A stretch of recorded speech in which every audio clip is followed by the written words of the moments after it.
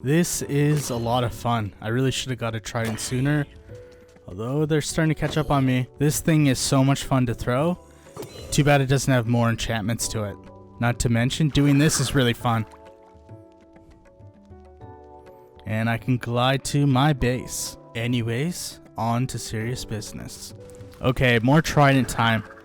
Okay, this is a lot of fun. Well, not so much fun anymore. Okay, now let's get serious. The goal for today is to fix this. This sad, lonely pigman who is not looking at me is the only one in my Piglin Bartering system. Let's call him Edwin. Poor Edwin has no friends or gold to barter with. Well, Edwin, I'm going to give you more friends and gold than you know what to do with. You're going to have so much gold. And we'll be working on the base. But Edwin, he's getting gold. So much gold.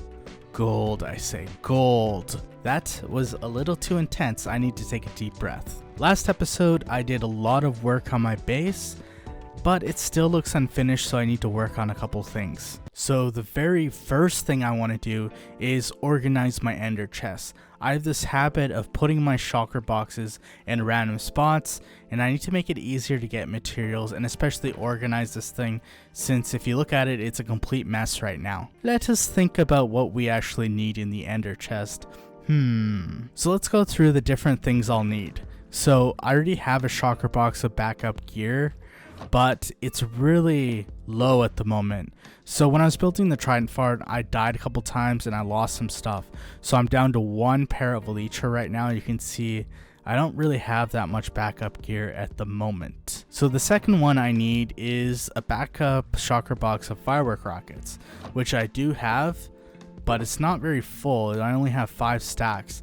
And of course, because I love to use elytra, I go through a lot of firework rockets, so it makes sense to get even more firework rockets to fill this thing up as much as possible. And number 3 is obviously something you always need, and it is food. So I have a box of golden carrots here. It's really easy to get golden carrots from my villager trading hall. Oh, I already have a full one, so I guess I don't have to worry about that one. And number 4 is my redstone gear. So this is just my extra stuff like redstone dust, observers, pistons, comparators, repeaters. You can see I don't have that much stuff in here. And if you look through these overflow chests for my storage system, you can see I have stuff like rails, which I should probably put in the shulker box. Basically, my redstone supplies are all over the place, and it'd be a good idea to have it in one shulker box that I can access quickly when I need to build a farm. And number 5 is the ender pearls. So this is left over from when I beat the ender dragon. I haven't really used that many ender pearls except for maybe making ender chests. So I could probably use some more, so I can get that through villager trading or through piglin bartering when I build the farm, but I have a good amount already, so it's not a huge thing that I need right now. It also makes sense to have extra things in the ender chest, so stuff like crafting tables, anvils, flint and steel, scaffolding also. I really got to clean this out. Plus I am missing a bunch of shulker boxes. I think the last time I checked I had 13, but I think I've lost some, and I also have had some despawn. But I'm gonna have to go out and try to figure out where the spare ones I have are. So I think there are some here. This is the defunct trident farm that I built that didn't really spawn enough drowned, but I think I have some shulker boxes here. Let's see if I can figure out where they are. There they are. So you can see there's actually 4 here. And are they filled with anything good? Nope.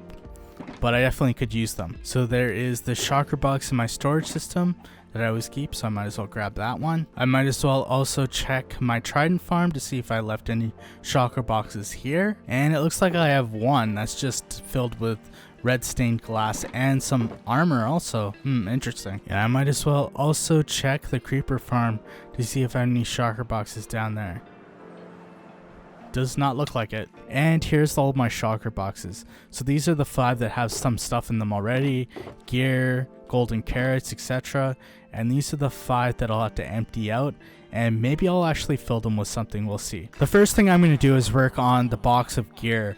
So I won't be able to get enough levels to put all of the enchantments on the gear that I want, But whatever gear I enchant, I'm just going to put in the shulker box. So I have all of my villagers here with all of my enchantments that I probably will need. I have tons of emeralds, and I also have lots of pumpkins here at the end. So this will get me some levels to get the enchantments I need. Right there, tons of pumpkins. And here I am at my creeper farm. So the next shulker box I'm going to try to fill up is the firework rocket one, which is pretty important to me. So I don't think I have any gunpowder in here. Nope, I do not have any at all. So I'm going to have to AFK on the platform in order to get enough gunpowder to craft into firework rockets for the shulker box. So I have completed all the shulker boxes that I'm going to put into the ender chest. So you can see there's my backup armor. I have a backup set of armor, tools, also tridents, hose, a bow, and also I had a shear somewhere in there. There's a whole thing of firework rockets. Unfortunately, I had to use some. There are redstone supplies. There's a lot of random stuff in here just in case I want to craft something that's for redstone. So for example, dispensers or observers. And there is my ender pearls. There's a whole shulker box of golden carrots, and this is random stuff. So my netherite scrap if I want to get a netherite ingot. There's half of a shulker box, some spare iron, gold, and emeralds.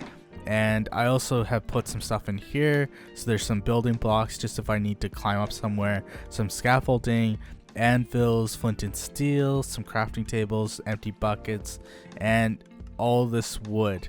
So that's all I have for wood right now. So just if I want to craft something with wood, I just have to go into my ender chest. And the next thing I'm going to work on is my base that you can see in the background. So what I'm going to be doing is try to fit something in each episode about my base, just so I'm constantly working on it so I don't leave it and then have to do something really big in one episode. So I think that's a better way to go. So here is the front of my base. Looks good, but could be better.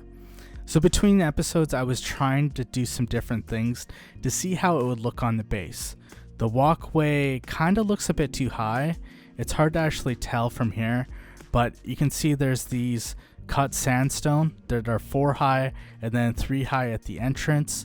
So what I noticed was that it looked a little weird when it's 4 high. It was kind of blocking out some of the detail on the bottom. Maybe it's just something about the height, but 3 high looked a lot better. The problem with lowering the walkways is it actually cuts into the interior rooms. So I'll have to drop them down a bit in order to increase the height of the rooms. Otherwise, there's going to be problems because you can see the smelter is here. And if I need a lot of height to do something in a room, it's really not going to be possible. So eventually I'm going to have to lower down the floors a bit. Also, after expanding the exteriors, now I have this giant cavern at the front of my base, so you can see outside here, and then when I come in, and then there's the storage system over here. There is a random space here. So I'm going to eventually, I'm going to expand the interior here, the storage system, outwards a bit, and maybe put the walkways more at the entrance here. So that at least will give me some more slots for the storage system, and maybe it'll make it more functional and flow a bit better. Also, last episode, all of the building took me way longer than I was expecting. So I didn't finish some things. I didn't put in the glazed terracotta, and I was kind of thinking about maybe changing it or doing something different. So what I'm going to be doing is using some quartz instead. So I think this will work better with the quartz I already have in the base and the general kind of block palette I'm going for of orange, red, and white. So the specific pattern I'm going to be doing is something where it's quartz bricks, quartz pillars, blocks of quartz, and also chiseled quartz. So I'm going to do this instead of the glazed terracotta, and I have this at the front walkway right now, but I think that'll work a lot better. And if it doesn't, I can always change it. So what I'm planning on doing on my base this episode is working on the walkway around the base, adding stairs and mini gardens, putting in quartz patterns on the side of the base, also extending the roof. I also am going to center the second level and put carpet on the roof. There's still a lot more I need to do, but I think it's time. It is time for a time lapse.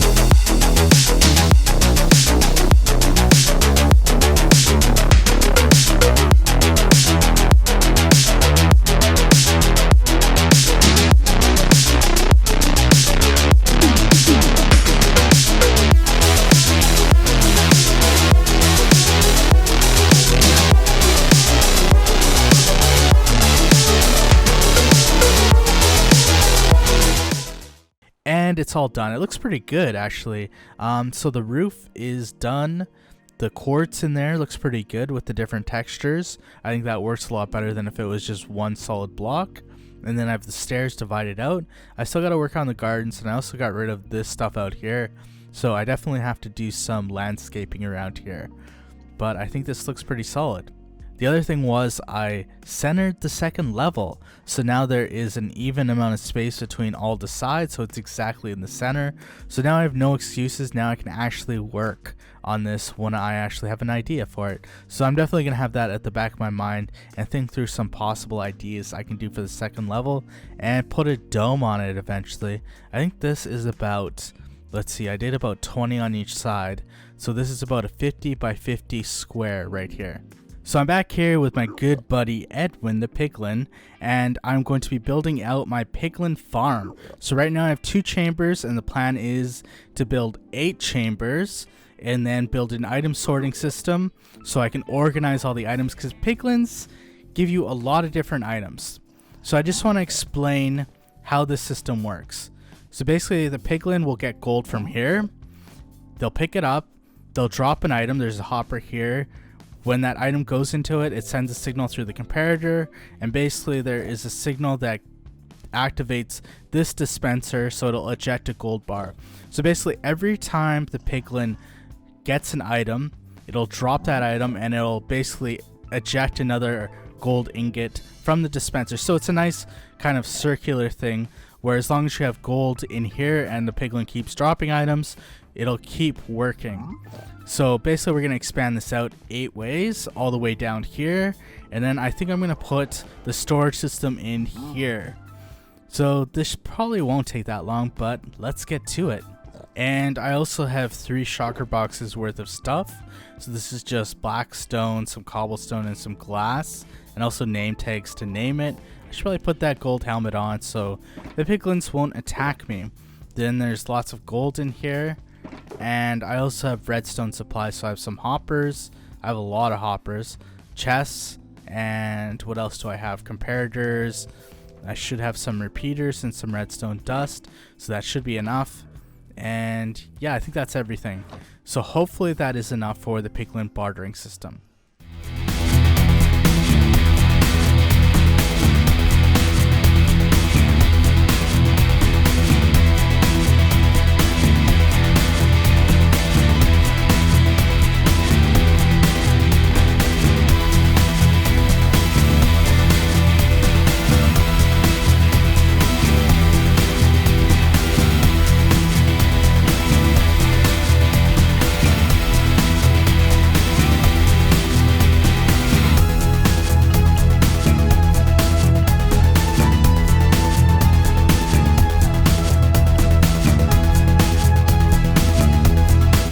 So I have completed the Piglin bartering system, and interestingly enough, there appears to be Piglins already in here, which I was not expecting.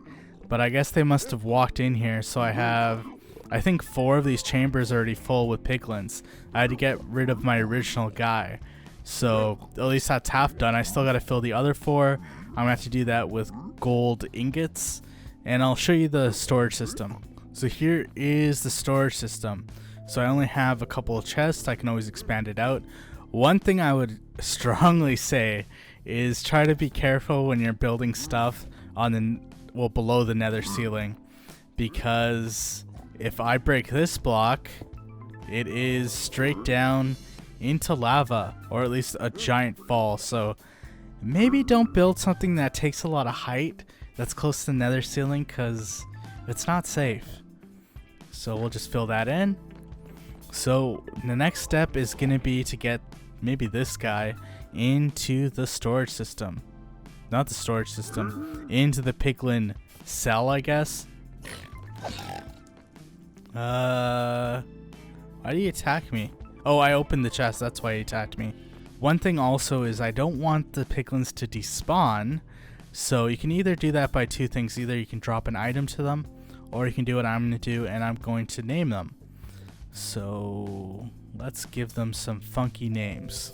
So I've done all the name tags. That took me way too long to come up with the names. So let's actually name them. Leslie. Nice to meet you. Tobias.